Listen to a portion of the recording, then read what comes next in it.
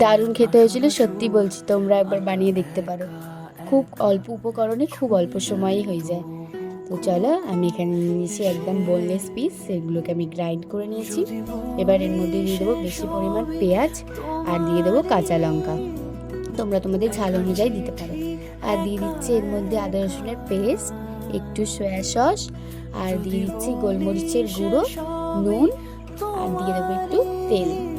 ব্যাস, এবার এটাকে মিক্স করে সাইডে রেখে দেবো।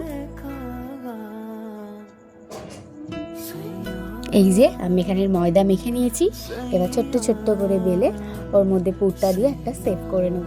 আমরা অত ভালো তো সেভ করতে পারি না, যে যেমন পেরেছি তেমন করেছি, তোমরা চাইলে এই সেভ করার প্লাস্টিকের পাওয়া যায়, ওরকম কিনে নিতে পারো। এবার আমি হাঁড়ি বসিয়ে দিয়েছি, বসিয়ে ওর মধ্যে একটা জাল বাটি টাইপের দিয়ে দিয়েছি।